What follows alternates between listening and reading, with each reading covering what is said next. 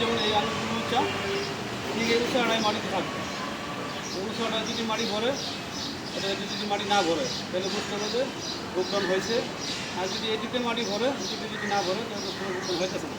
এই জন্য সকলের শিকার সপ্তাহে ভিডিওটা দেওয়া হচ্ছে, সবাই ফলো রাখবে। ঠিক আছে, বুঝলাম, কোনো ময়লা নাই।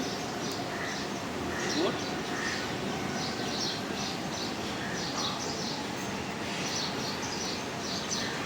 1 2 3 4 5 6 7 8 9 10 11 12 13 14 15 16 17 18 19 20।